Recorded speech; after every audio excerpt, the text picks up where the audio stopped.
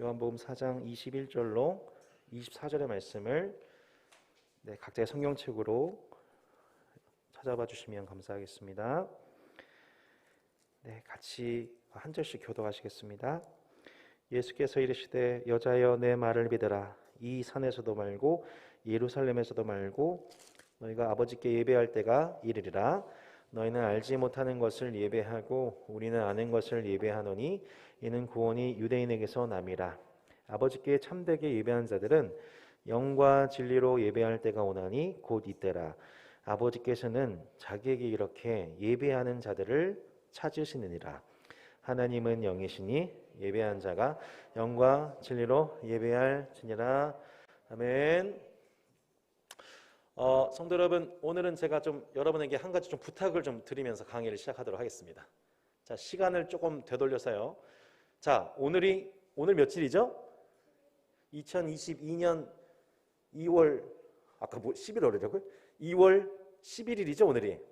자, 좀 시간을 좀 조정해 볼게요. 타임머신을 타고 1948년으로 돌아봅시다. 1948년 8월 15일입니다. 오늘이. 여러분 제발 반응 좀 해주세요. 오늘 1948년 8월 15일이에요. 8월 15일. 국민 여러분 기뻐해 주십시오. 우리나라가 일본으로부터 해방되었습니다. 예, 막 어떤 분, 뭐지 맞지 못해서, 예, 네, 예, 진짜, 네, 다시 안 할게요. 네, 다시 비슷할 것 같아요. 네. 자, 여러분, 오늘 강의의 총 요약입니다. 예, 오늘 강의의 총 요약이에요. 여러분, 오늘 예배의 성경적 의미가 무엇인지 정리해 보도록 하겠습니다. 네. 오늘 짧게 할게요. 예. 믿어주세요. 하나님의 여러분, 예. 여러분, 하나님의 존재와 뭘까요? 다스림에 대한 모든 존재들의 합당한 반응입니다. 이게 뭐예요? 예배예요. 예. 역시 이제 따리스 수준이 됐습니다. 그래서 이제 성경책에 강의 안에 볼펜 다 준비해 주셔서 너무 감사합니다. 예배란 뭐냐면 하나님의 존재와 다스림에 대한 모든 존재들, 인간과 천사들의 합당한 반응이에요. 이 하나님의 존재와 다스림, 이 하나님의 다스림이란 말이 나오는데요. 하나님의 다스림이라는 말을 다른 말로 하면 뭘까요? 따라하겠습니다. 하나님의 나라. 네, 하나님 나라예요. 그러니까 다른 말로 하면 하나님의 나라에 대한 하나님 나라 택함받은 백성들의 반응이에요. 이게 뭐냐면 예배예요. 하나님께 선택받지 않으면, 구속받지 않으면 반응할 수가 없어요. 오직 하나님께 택한 백성만 하나님께 반응할 수 있습니다. 할렐루야. 이 반응이에요. 아까 무슨 반응을 제가 여러분 본 거죠? 여러분 기뻐하십시오. 대한민국이 마침내 독립했습니다. 우리가 주권을 회복했습니다.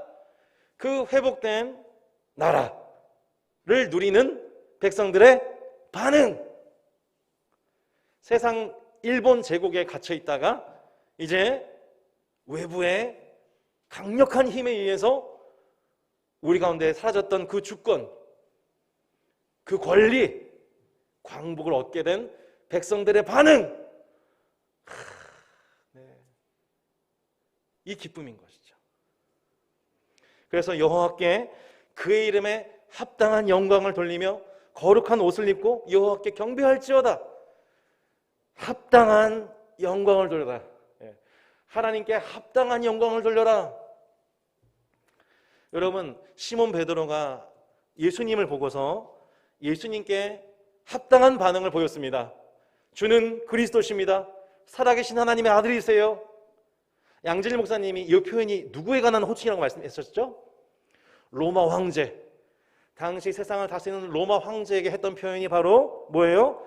그리스도, 하나님의 아들. 이 표현을 좀 누구한테 돌리고 있습니까? 예수님께. 예수님 당신이 찐 하나님의 아들이세요.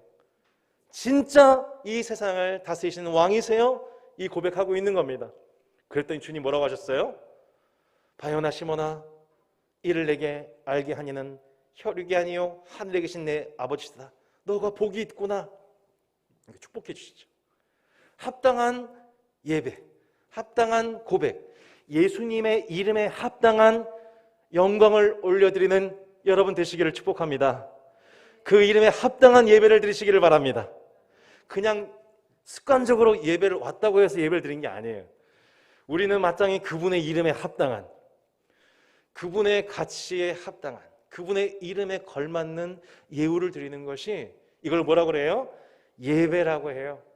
여러분, 시몬 베드로가 어떻게 마태복음 16장에서 예수님이 찐 하나님의 아들, 찐 이 세상의 왕이신 것을 어떻게 알게 된 거예요? 마태복음 4장부터 9장에 보면 예수님이 뭐를 전파하세요? 하나님 나라를 전파하십니다. 하나님의 존재가 어떤지를 나타내셨어요. 하나님의 다스림이 얼마나 위대한지를 나타내셨어요.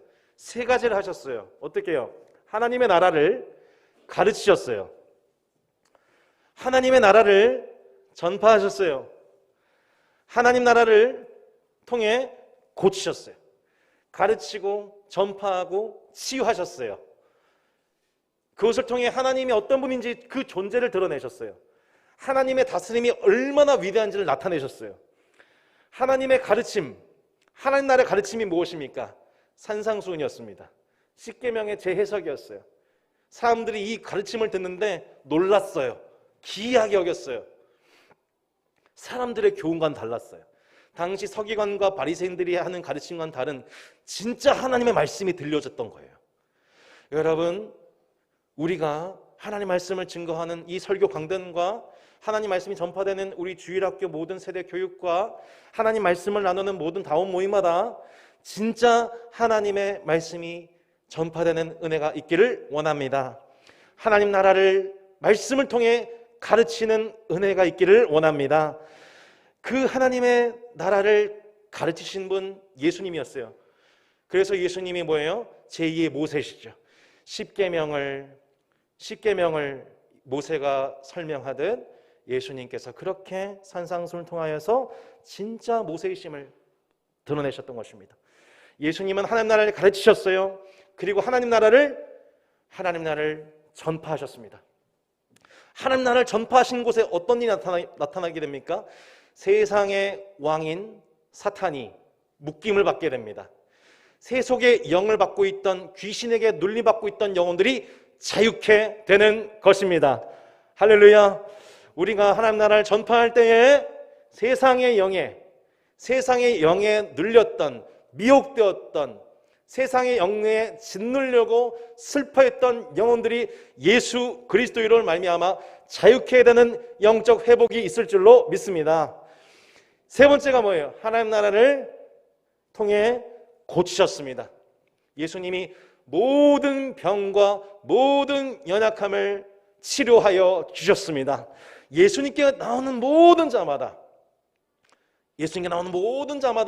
모든 병과 모든 약해진 그것,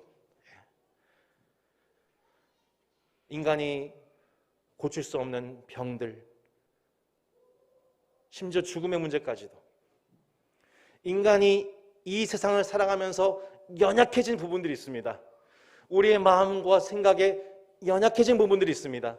현대인들 이 땅 살아가면서 얼마나 많이 정신적인 어려움으로 또 심령적인 어려움으로 연약해져 있는지 모릅니다. 근데 예수님께서 연약해진 그 한 사람을 만나주시고 그들과 교제하셨을 때에 그 모든 병과 연약한 것들이 치료되었던 것입니다. 이것을 누가 봤어요? 베드로가 봤어요. 예수님이 그렇게, 예수님을 통해서 하나님이 이런 분이시구나, 이분은 하나님이시구나. 두 번째는 하나님의 다스림은, 하나님의 나라는 이렇게 강력하구나. 베드로가 예수님과 동고동락하면서 하나님의 존재와 다스림에 대한 다스림을 경험하면서 마침내 그에 합당한 반응을 보입니다. 주는 그리스도시요 살아계신 하나님의 아들이세요. 예배의 첫 번째 정말 중요한 의미가 뭡니까? 내가 하나님의 존재와 그 다스림을 내가 받게 되었을 때, 하나님의 존재가 내 안에 깨닫게 되어지게 되고 그분의 통치와 다스림을 받게 되었을 때 그것에 대해서 반응하게 되는 것, 자발적으로 반응하게 되는 것, 대한독립 만세 외치게 되는 것처럼 우리가 하나님 나라 만세를 외치게 되는 이 반응이 예배인 것입니다. 두 번째, 예배는 무엇입니까? 하나님의 섬김에 대한 인간의 섬김입니다. 한번 읽어볼까요? 예배는 뭐라고요? 하나님의 섬김에 대한 인간의 섬김입니다. 우리가 예배하면 저도 옛날에 여러분 믿을 수 없겠지만 제가 토익 점수 615점으로 카투사에 합격을 했습니다. 네, 최하 레벨, 최하 점수 600점 커트라인 간신히 넘어서 615점에 합격을 해가지고 미군 부대를 갔는데 놀랍게도 전혀 믿을 수 없는 편적이지만 군종병이 되었습니다. 군종병이 되어서 하는데 거기 Sunday Worship Service, 영어 좀 이렇게 죄송합니다. Worship Service, 영어 예배는 대부분 다 이름 뭐라면 Worship Service라고 합니다. 이게 항상 붙여져 있어요. 근데 Worship Service라고 하는 이 서비스에 해당하는 단어의 독일어가 뭐냐면 죄송합니다. 독일어 못해요. 어떻게 한번 읽어주실까요? 독일어 잘하신 분? 넘어갈게요. 이렇게 이 단어가 뭐냐면 하나님 섬김이에요. 하나님 섬김. 하나님이라는 단어와 섬김이라는 단어가 합쳐진 단어가 서비스라는 겁니다. 근데 여러분, 우리가 하나님을 섬긴다고 생각하죠. 근데 예수님 뭐라고 말씀하셨어요? 예수님 뭐라고 말씀하세요? 같이 한번 읽어보세요. 인자가 온 것은 섬김을 받으려 함이 아니라 도리어 섬기려 하고 자기 목숨을 많은 사람의 대속불로 주려 함이니라. 여러분, 우리가 하나님을 서비스했습니까? 하나님이 우리를 서비스하셨습니까? 에이멘이십니까? 하나님이 우리를 먼저 섬기셨다는 거예요. 이게 다른 종교와 차별되어지는 복음의 아름다움입니다. 여러분, 하나님이 높고 높으신 하나님이 낮고 낮은 인간의 몸을 입고 이 땅에 오셔서 여러분 우리를 섬겨주셨어요. 여러분 믿으세요? 복음서를 읽으세요. 복음서를 항상 예수님이 먼저 섬겨주세요. 항상 예수님이 먼저예요. 복음과 율법 중에 뭐가 순서가 먼저라고요? 복음이 늘 먼저라고요. 늘 복음이. 주님이 우리를 어떻게 사랑하신지, 주님이 우리를 어떻게 서비스하셨는지, 주님이 우리를 어떻게 용서해 주셨는지 항상 복음이 먼저예요. 항상 복음이 먼저예요. 여러분, 말씀을 통해, 특별히 복음서 말씀을 통해서 항상 먼저 복음이 되시는 예수 그리스도의 사랑과 용서와 자비와 온갖 좋은 것들을 누리시는 여러분 되시기를 축복합니다. 항상 성경 말씀 볼 때마다 복음을 먼저 발견하시는 거예요. 복음을. 주님이 먼저 우리의 복음이 되신 거예요. 야, 주님이 나를 먼저 섬겨주셨구나. 아무도 찾지 않는 나에게 찾아오셨구나.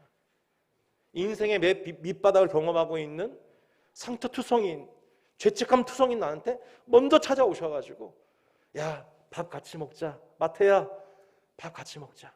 죄인들과 더불어서 함께 식탁 교제 나누시고, 야, 내가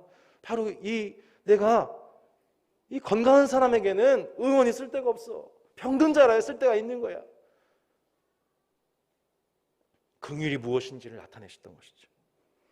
여러분, 예배를 통해서 우리가 하나님을 예배하기 전에 항상 뭘 기억해야 돼요?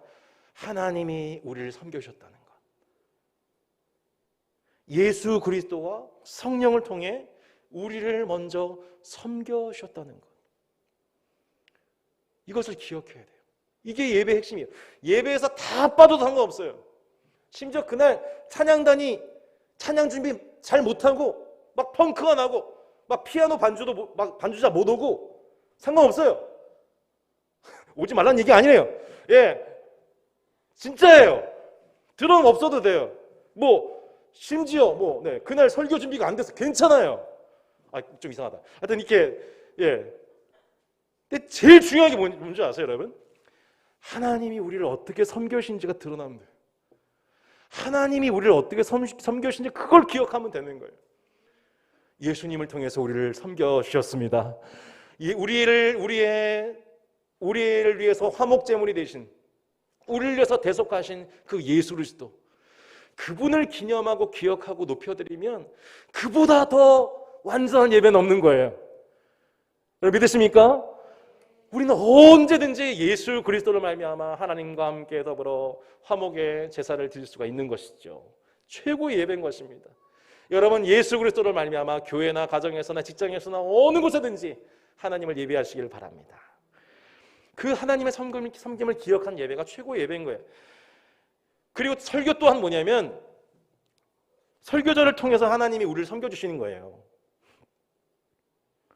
이게 이해가 되십니까? 하나님이 여기 있는 주의 택하신 백성들로 하여금 하나님의 뜻이 무엇인지를 잘 설명할 수 있도록 깨닫고 적용할 수 있도록 하나님의 설교자를 세우셔서 하나님이 교회를 섬기시고 계시는 거예요.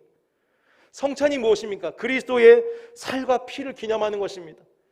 주님이 우리를 이렇게 섬겨주셨구나. 주님이 우리를 하나님의 공동체에, 하나님의 성찬에, 식탁 공동체에서 우리를 불러오셨구나. 나를 가족 삼으셨구나. 이 언약은 변하지 않는구나. 이 예수님의 살과 피를 통하여서 주님이 우리를 먼저 섬겨오셨다는 것을 기억하는 거예요. 주님이 우리를 잔치에 초대하셨던 것을 기억하는 거예요. 그 하나님의 섬김을 먼저 기억하면서 그것이 어디로 이어지게 되는 거예요? 반응이 나타나는 겁니다. 하나님의 섬김에 대한 우리의 반응이 나타나는 거예요. 자발적인 반응이 나타나는 거예요. 그게 뭐예요? 찬양이고 경배이며 기도이며 순종인 것이죠. 성도 여러분, 우리가 자녀들에게 마땅히 경배와 찬양과 기도와 순종을 가르쳐야 합니다. 하지만 그 경배와 찬양과 기도와 순종이 진실로 그 마음에서 우러난 진정한 경외와 자발적인 찬양이 되기 위해서는 우리 사랑하는 자녀들에게 또 복음을 알지 못하는 자들에게 먼저 우리를 섬겨주신 그 주님, 먼저 우리에게 복음이 되신 그 예수 그리스도를 여러분 정말 칭찬하고 그분의 아름다우심을 묵상할 수 있는 여러분 되시기를 바랍니다. 그 대표적인 예배자가 누굽니까? 바로 내게 있는 향유옥합의 주인공. 유초등부 자녀들 우리 뒤에서 듣고 있나요? 유초등부 헌금송 불러볼까요, 여러분? 나중에 불러봐요. 내게 있는 향유옥합이죠. 이 내게 있는 향유옥합 1절, 2절, 3절 여러분 반복해서 묵상하면서 찬양해 보세요. 이 찬양 정말 눈물 없이는 부를 수 없는 찬양입니다. 여러분 이 찬양의 주인공이 누구입니까? 누굴까요? 목사님 저요. 또 감동적이지만 주인공이 누구예요? 바로 마리아입니다. 마리아예요. 얼마 전에 요한복음 12장 혹시 이번 주 큐티 하셨나요? 마가복음 버전을 보면 예수님이 이 마리아에 대해서 이렇게 말씀했어요. 마가복음과 마태복음에는 실명이 나오지가 않아요. 요한복음에만 나오죠. 왜 마리아가 1년치 노동자의 연봉에 해당되어지는 그 향유옥합을 예수님께 깨뜨리며 예수님의 그 발을 씻겼습니까? 예수님 뭐라고 말씀하셨죠? 그는 힘을 다하여 내 몸에 향유를 부어 내 장례를 미리 준비하였느니라. 내가 진실로 너에게 이르노니 온 천하에 어디서든지 복음이 전파되는 곳에는 이 여자가 행한 일도 많아요 그를 기억하리라 하시니라. 예수님께서 나를 기념하라 라고 하신 성찬과 더불어서 이 일은 말이야 복음이 전파되는 모든 것으로 이 여자가 행한 일도 말해서 그를 기억하게 될 거야 라고 했던 그 기념하라고 했던 이 사건이 뭐냐면 마리아가 약 3천만 원, 5천만 원에 해당되어지는 향유옥합을 깨뜨려서 아낌없이 콸콸콸콸 부어서 예수님의 발에 그것을 쏟은 거예요. 여러분 마리아가 왜 그랬을까요? 옆에 있던 가룟 유다가 그랬어요. 아유 이 정도 돈이면 말이야 수많은 사람들 구제해서 도와줄 수 있을 텐데. 가룟 유다의 마음에는 전혀 주님에 대한 사랑 마음이 없죠. 계속해서 회개를 맡으면서 그 돈 조금씩 뜯어다가 했던 그 도둑놈의 심볼을 가지고 자기의 몫이 사라지게 되니까 아까운 마음뿐이었어요. 하지만 마리아는 달랐습니다. 그가 왜 예수님의 발을 주목하여 자신의 향유를 자신이 모은 그 전 재산에 해당되어지는 그것을 아낌없이 향유를 부었습니까? 그 발이 자신을 구원할 발이라는 것을 알았기 때문에. 요한복음 12장에 보면은 이 사건이 언제 일어납니까? 죽은 나사로가 살아났을 때에 이 사건이 일어나게 됩니다. 이분이 죽은 자도 살리실 분이라는 것에 대한 믿음이 분명해졌을 때에 마리아는 자신의 향유컵을 예수님께 콸콸콸콸 쏟아부어 예수님을 기념합니다. 장례를 준비하는 거예요. 기름을 부은다는 것은 두 가지 의미예요. 첫 번째 뭐예요? 이분은 왕이십니다. 기름을 부은다는 두 번째 의미입니다. 장례를 행하는 거예요. 향유를 부어서 식체를 썩지 않게 하는 행위입니다. 마리아에게는 이 지식이 있었던 것입니다. 이분은 우리를 위해서 죽으실 분이야. 이분은 나를 위해서 죽으실 분이야. 내 죄를 대신하셔서 십자가에서 죽으시고 마침내 그를 믿는 모든 자들에게 내 오라버니 나사로 같이 부활의 영생의 소망을 주실 분이야. 에 관한 믿음이 있었기에 예수님께 향유옥합을 깨뜨릴 수 있었던 것입니다. 저는 이 말씀을 묵상하면서 좀 부끄러운 묵상입니다만 내가 예수님께 드렸던 혹은 내가 앞으로 예수님께 드릴 수 있는 향유컵이 무엇일까를 묵상해 보았습니다. 여러분 혹시 이번 주 묵상하시면서 여러분은 어떤 향유컵 예수님께 드리기 원하십니까? 라고 묵상하셨나요? 네, 묵상 오늘 밤 꼭 하시기 바랍니다. 저는 좀 부끄러운 고백입니다만 저는 이 향유값 생각했을 때 내가 주님께 올려드렸던 향유값 혹은 앞으로 지금 내가 드리고 있는 향유값 또 앞으로 내가 드릴 향유값이 무엇인지를 생각해 봤습니다. 우리는 헌신하면은 막 부담스럽게 생각하잖아요. 근데 여러분 이 향유값 이 묵상하면서 마리아가 올려드렸던 이 헌신을 생각해 보면 점점 그런 거예요.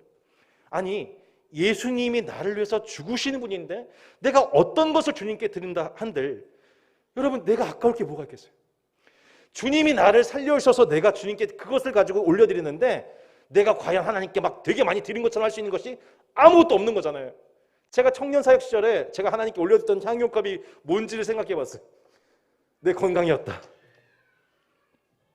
청년들 만나면서 밤늦게 만나고 좀 부끄러운 고백이지만 패스트푸드 냠냠냠냠 먹으면서 밤늦게까지 맥도날드에서 얘기하면서 콜라 사이다 빅맥 막 먹으면서 힘내라. 그리고 막 몸 안 좋아지는 거 막 몸 안 좋아지고 물론 제가 좋아했던 거기도 해요. 근데 이제 막 먹으면서 막 몸 관리 못하고 또 새벽에 아침에 새벽 기도도 나가고 이러고 9년을 물론 몸 관리 더 잘했어야 됐지만 청년 사역 열심히 했던 목사님 치고서 당뇨 없는 목사님이 없고 저도 당이 높아가지고 지금도 관리하고 있습니다만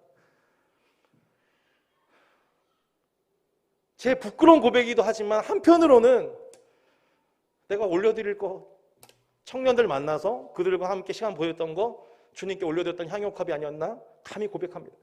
제가 지금 하나님께 올려드린 향유컵은 다른 게 아니에요. 얼마 전에 우리가 에베소 말씀 봤잖아요. 사도 바울이 에베소 도시 사역할 때 12시부터 4시까지 일하지 않는 그 시간에 자신의 4시간을 쏟아부어서 성도들 복음을 전하고 가르쳤단 말이에요. 제 적용이 뭐냐면 오전 10시에 주부들 대상으로 말씀을 가르치고 저녁 8시 이후엔 퇴근한 직장인들 가르쳐서 복음을 전하자.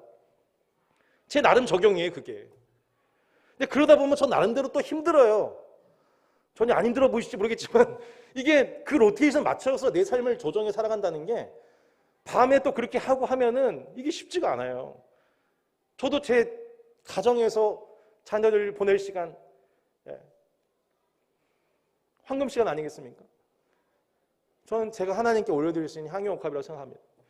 앞으로 제가 삶을 살아가면서도 마찬가지로 내가 하나님께 올려드릴 만한 가장 중요한 향유옥합을 아무리 내가 반복해서 드리고 그래서 그 건강을 드리든 시간을 드리든 물질을 드리든 내가 하나님 앞에서 되게 많이 헌신한 것처럼 말할 수 있는 건 아무것도 없어요. 왜요? 우리 예수님이 나를 위해서 자신의 모든 것을 헌신하셨기 때문인 것입니다. 그분의 헌신 때문에 내가 살아있기 때문인 것입니다. 여러분 동의하세요? 우리가 내가 하나님 앞에 헌신했다고 말할 수 있는 게 아무것도 없는 거예요. 나는 그냥 하나님은 나한테 전부를, 나의 전부가 되시고 나에게 그분의 전부이신 생명이신 예수를 주셨기 때문에 그 은혜를 생각하면 내가 하나님께 뭐 헌신한다고 말할 수 있는 게 아무것도 없는 거예요, 사실은. 성도 여러분, 동감되시고 동의하세요? 우리의 헌신이 그러하기를 원합니다. 나도 내게 있는 향유값 주님께 아낌없이 쏟아부을 수 있는 은혜가 있기를 바랍니다. 내게 있는 향유값 주께 가져와 그 빨리에 깨뜨리고 입맞추는 그 예배, 이것이야말로 예수님이 온 천하에 기억하기를 원하셨던 예배의 전형 중에 전형이었던 것입니다. 뭐예요? 예수님이 가장 가치 있는 분이십니다. 예수님은 나의 가장 가치 있는 것을 쏟아부어도 아낌없이 쏟아부어도 전혀 부족함이 없는 분이십니다. 이게 뭐예요? 예배.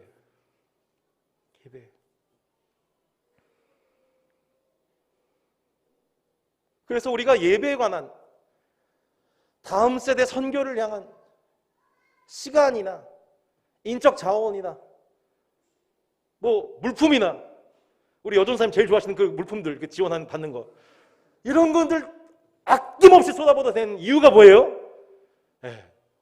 이것이 주를 향한 예배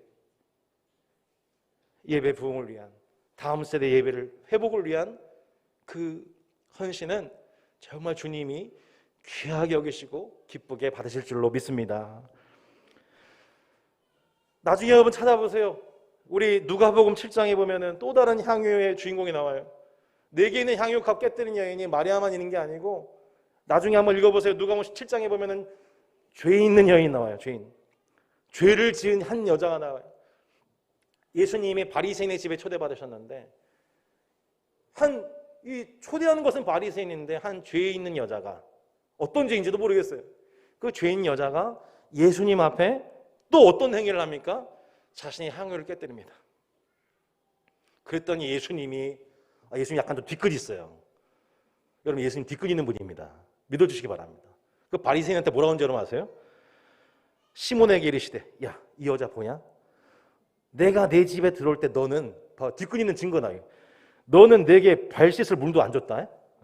근데 이 여자는 눈물로 내 발을 적시고 그 머리털을 닦았고 너는 입맞추지도 아니었어. 완전 뒤끝 장렬 예수님.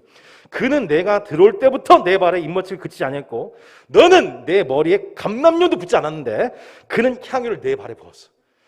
뒤끝 장렬. 완전 대박 꼰대 예수님. 와, 죄송합니다. 자, 이 예수님의 이 말씀 속에서 우리가 뭘 볼 수 있나요? 이 여인의 마음이죠. 이 여인에 대해서 예수님 나중에 뭐라고 하시는 줄 아세요? 그의 많은 죄가 사해졌다. 이는 그의 사랑함이 많음이라. 사함을 많이 받은 일이 적은 자는 적게 사랑한다. 여러분, 제가 이 말씀을 7년 전인가 성복정의 청년부 여름순회 마지막 날에 10년 전이군요. 2013년도에 이 말씀을 함께 나누고 적용하고 기도하는데 얼마나 많이 울었는지 몰라요. 저는 그때 제가 하나님 앞에 범했던 죄 때문에 얼마나 많이 위축되고 죄책감이 컸는지 몰라요. 근데 이 말씀 통해서 제가 그 죄책감 속에서 예수님 앞에 얼마나 많이 울고 회개하고 기도했는지 주셨던 이 말씀이 그때 이 말씀이었던 거예요. 그의 많은 자가 사여졌다. 이는 그의 사랑함이 많음이라. 저는 제 자신의 연약함과 하나님 앞에 범했던 죄를 생각했었을 때에 이것만 좀 없었으면 좋겠다. 근데 이런 죄를 범하지 않았으면 참 좋았을 텐데라고 후회를 참 많이 했었어요. 근데 그 죄 덕분에 지난 과거의 그 죄 덕분에 오히려 전 예수님 정말 사랑이 됐습니다. 내가 이렇게 죄인인데 주님 나를 사랑하셨고 이런 죄인된 나를 위해서 주님이 죽으셨구나. 그래서 죽으셨구나. 이게 너무너무 인정이 되는 거예요. 그러니까 주님 더 사랑할 수밖에 없게 되는 거예요. 오늘날 얼마나 바리새인 같은 예배자들이 많습니까? 예수님을 모셔놨지만 그분께 어떤 그분의 합당한 예우와 그분이 자신에게 어떤 가치가 있는지 뭔지 전혀 알지 못한 채 그분에게 전혀 합당한 예배를 드리지 못해요. 듣긴 들어도 듣지 못하고 보기는 보아도 보지 못하고 그분에게 입맞추지도 아니하고 감람료를 붙이지도 아니하고 무덤덤한 것이죠. 오히려 한 동네에 이 죄를 지은 한 여자가 예수님 앞에 나와가지고 눈물을 쏟으면서 상유를 쏟으면서 그 발에 입맞추면서 자신의 그 슬픈 마음, 자신의 죄책감을 하나님 앞에, 예수님 앞에 호소하는 것이죠. 자신의 가치를 다 깨뜨려서 그분께 헌신하고 있는 것이죠. 예수님이 그 마음 보셨어요. 예수님 그 마음 보시고 뭐라고 말씀하시냐고요. 너의 많은 죄가 사해졌다. 이는 너의 사랑함이 많음이라. 성도 여러분, 우리가 하나님께 올려드리는 예배의 그 모든 순간은 이러한 우리의 모든 사랑의 결집이, 이 모든 사랑의 고백이 되기를 소망합니다. 사랑이 담겨져야 됩니다. 주님께 대한 사랑, 주님이 내게 베푸신 그 은혜에 대한 그 사랑한 마음이 담겨질 때 주님이 그것을 보시고 너무 기쁘게 받으신 거예요. 그걸. 저는 우리 예배가 퍼포먼스가 안 됐으면 좋겠어요. 저는 지금 한국교회 예배가 퍼포먼스가 되고 있다는 여기 생각이 들어요. 무슨 나는 가수다 뭐 이런 것처럼, 뭐 나는 목사다, 나는 설교자다 경연대회 하고 있는 것 같아요. 나는 찬양 잘한다 뭐 이런 거 경연하는 것 같아요.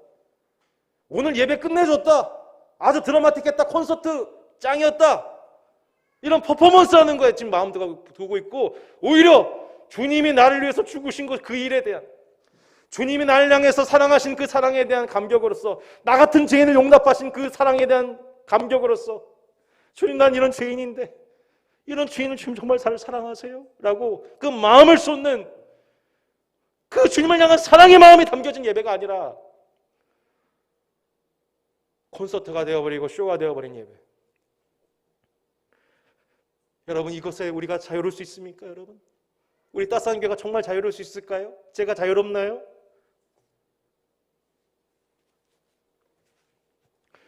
성도 여러분, 우리의 예배의 초점이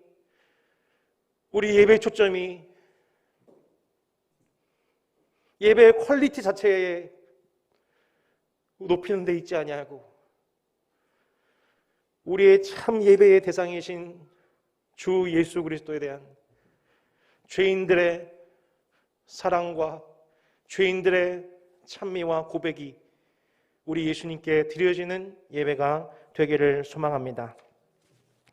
타락 이후 하나님에 대한 인간의 예배는, 하나님이 은혜롭게 베푸신 구속에 대한 적절한 반응이었던 것입니다. 이런 죄인된 나를 구원하시는 하나님의 사랑에 대한, 그 죄인에게 값없이 베풀으시는 하나님의 은혜에 대한 감사와 적절한 반응, 이것이 참으로 하나님이 받으실 만한 가장 기뻐하시는 예배인 것입니다. 하나님께서 구하신 제사는 상한 심령이라. 하나님께서는 우리의 상한 마음을 멸시하지 않으신다고 말씀하십니다.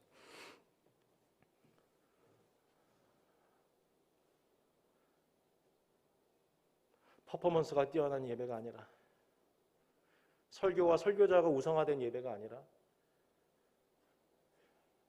죄인을 사랑하시는 예수 그리스도의, 죄인의 그 회개하는 심령과 심정을 사랑하시고 그의 죄를 용서해 주시고 그에게 복음이 되시는 예수 그리스도, 그 예수 그리스도가 중심이 되시는 예배라면, 찬양이 좀 부족해도, 기도가 어눌해도, 설교가 앞뒤가 안 맞아도 우리 예수님은 그 예배를 통해 영광을 받으시고 많은 죄인들의 회개를 받으시며 그곳에 천국으로 역사하여 주시는 것입니다. 그렇게 아까 우리가 서비스라는 단어를 봤는데, 월십이라는 단어, 월디, 주님이 가장 가치 있으십니다. 그러니까 월십이란 뭐예요? 우리 예수님이 가장 가치가 있으신 분이십니다. 예수님이야말로 가장 가치가 있는 분이십니다. 이 고백하는 대상에게 최상의 가치를 부여하는 것이죠. 나중에 여러분 다윗의 고백을 보십시오. 다윗이 이 하나님에 대한 묵상이 하나님이 얼마나 그 자신에게 가치가 있는지 시편 18편과 역대상 29장에서 고백합니다. 그는 평생에 하나님이 자랑이었어요. 그는 평생 하나님이 그의 노래였어요. 하나님의 위대하심, 권능, 영광, 승리, 위엄, 하나님의 주권, 하나님이 이 세상과 비교할 수 없는 가치가 있는 분이라는 것을 알았기에 다윗은 그 늘 예배자로서 승승장구했고 행복을 노래했던 것이죠. 마지막으로 예배에는 이런 의미가 있습니다. 로마서 12장 1절 한번 찾아보실까요? 로마서 12장 1절입니다. 로마서 12장 1절. PPT는 준비 안 돼 있는데요. 자, 한번 성경책 보시기 바랍니다. 로마서 12장 1절 읽어보겠습니다. 시작. 그러므로 형제들아 내가 하나님의 모든 자비하심으로 너희를 권하노니 너희 몸을 하나님이 기뻐하시는 거룩한 산 제물로 드리라. 이는 너희가 드릴 영적 예배니라. 아멘. 여기 보면은 레이트로기아라고 하는 아주 전문적인 용어가 나옵니다. 여기 이 단어가 헬러 원어상으로 보면은 라오스란 단어와 에르곤이라는 단어가 합쳐진 단어라고 합니다. 백성 일. 그러니까 한마디로 너희가 드릴 영적 예배라고 하는 예배란 단어의 헬라어적 의미가 뭐냐면 백성들의 일이라는 거예요. 하나님의 백성들의 일이 뭐예요? 너희가 드릴 영적 예배다. 너희 몸을 거룩한 산제사로 드리라. 이는 이것이 너희가 하나님께 올리는 영적 예배다라고 하는 것. 이 예배가 뭐예요? 백성들의 일이에요. 하나님의 백성들의 맡은 일이에요. 여러분 예전에 제사를 담당하는 사람들은 레위인들입니다. 제사장들이에요. 이들이 성전에서 직무를 감당하는 것, 예전을 감당하는 것, 그것 자체가 레이투르기아입니다. 근데 그 레위인과 제사장들의 그 성전을 담당하는 그 일이 이제는 누구에게 그 일이 똑같이 가치가 부여되고 있습니까? 선택받은, 택함받은 주님의 백성들의 모든 일입니다. 모든 일. 몸으로 할 수 있는 모든 일. 너희 몸을 하나님이 기뻐하시는 거룩한 생 제물로 드리라. 한마디로 예배는 이중성김입니다. 첫 번째, 예배는 물론 하나님께 올려드리는 우리 예배를 의미하기도 하지만 두 번째는 예배를 보는 것입니다. 내 일을 보는 걸. 이해되세요? 그러니까 내 일을 하는 걸. 내게 맡겨진 그 일을 하는 거예요. 하나님 백성으로서. 하나님의 뜻을 분별하여 피조세계 가운데 기여하는 모든 수고와 노동이 하나님이 기뻐하시는 거룩한 산 제사임을 명심하시기를 바랍니다. 성도 여러분, 설교자가 이 앞에서 말씀을 증거하는 목사와 설교자가 앞에서 감당하는 그 일은 제가 이 자리에서 감당해야 될 레이트루기아입니다. 똑같은 가치를 가지고 있는 일들이 무엇입니까? 여러분이 일주일 내내 직장에서 분투하시며 수고하시고 노동하시는 그것이 또한 레이트루기아입니다. 육아를 담당하시면서 밤새 보채는 아이를 들쳐매고 등에 업고 달래고 재우고 잠 못 이루고 또 아침부터 일어나 또 그에게 헌신하고 온종일 헌신하는 그 일. 아이고 죄송합니다. 코로나 때 얼마나 우리 고생이 많으십니까? 이게 뭐예요? 레이트루기아입니다.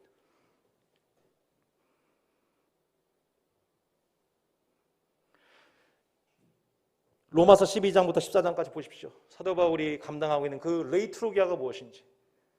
교회에서 형제 간에 서로 사랑하는 것, 형제를 돌아보는 것, 원수를 사랑하는 것, 국가에서의 의무를 다하는 것, 이게 다 뭐예요?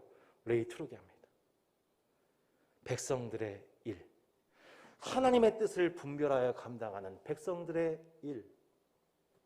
이게 뭐예요? 레이트루기아입니다.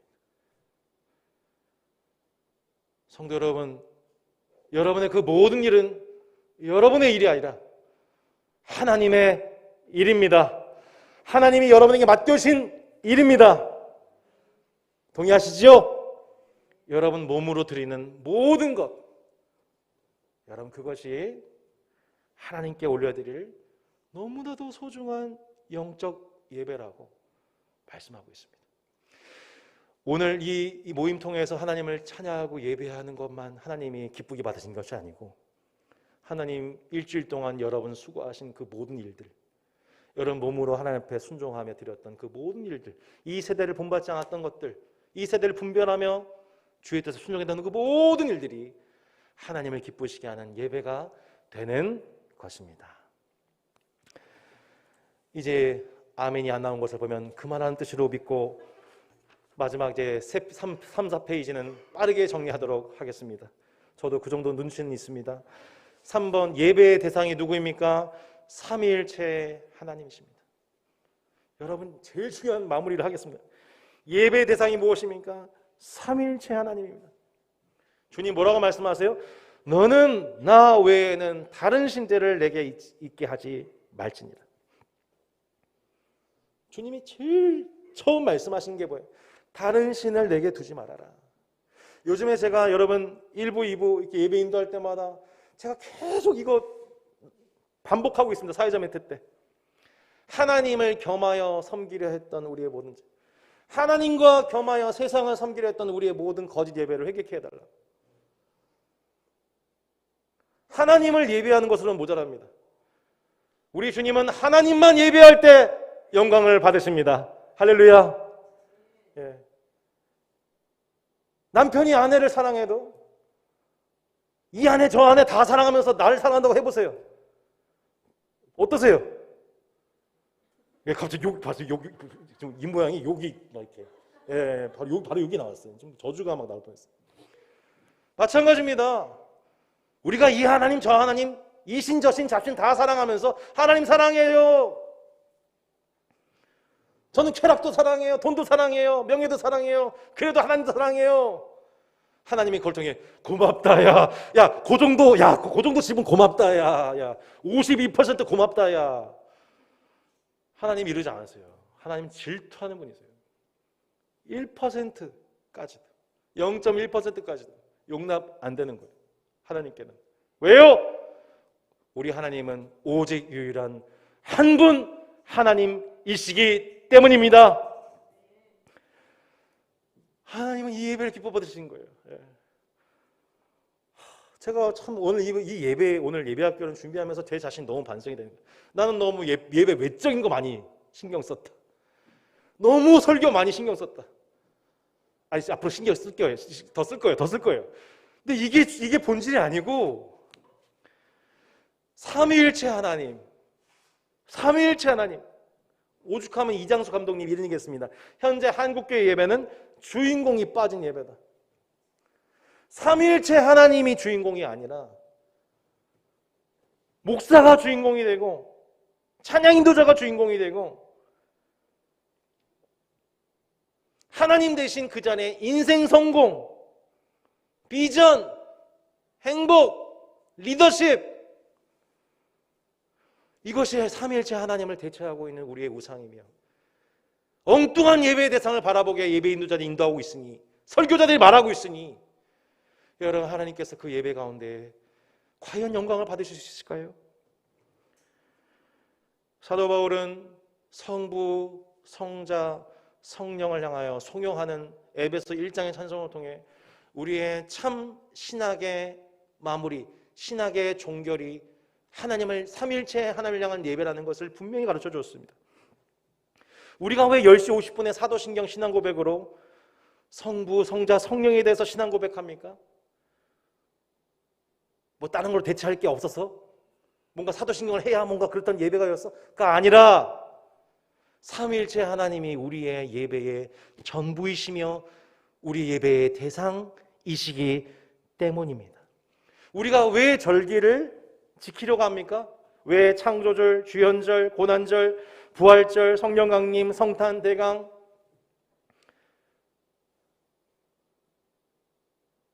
삼위일체 하나님을, 그분의 행하심과 그분의 존재임을 기억하기 위해서 우리는 절기 중심으로 하나님의 말씀을 지키고 예배를 드립니다. 우리가 축도할 때 왜 삼위일체 하나님의 이름으로 축도합니까? 그것은 하나님께서, 축도는 목사라는 한 개인 인간이 축도하는 것이 아니고 축복하는 또 다른 축복이 아니라 삼위 하나님께서 그 백성들을 복 주시는 당사자이심을 고백하는 시간으로서 우리는 축원합니다가 아니라 복이 있을지어다, 삼위 하나님께서 직접 백성들에게 그 복을 주시는 분임을 기억함으로 예배의 모든 순서가 삼위일체의 하나님의 영광에 의한, 그분의 영광을 위한 예배로서 우리의 모든 예배가 드려져야만 할 것입니다. 나머지 예배, 이 강의 순서는 여러분 따스한 교회, 교회론 들으셨나요? 네, 몇 분 들으셔서 정말 제가 절망하지 않고 오늘 강의를 마무리합니다. 여러분 따스한 교회 모든 성도라면 교회론 5개 꼭 들으셔야 돼요. 그 중에 예배를 알아야 교회가 보인다, 이 강의 나머지 부분은 직접 다시 복습하시면서 하나하나 적으시면서 복습하시기를 바랍니다. 성도 여러분, 오늘 함께 예배학개론을 마무리하면서 아까 불렀던 찬양을 하나님께 올려드렸으면 좋겠습니다.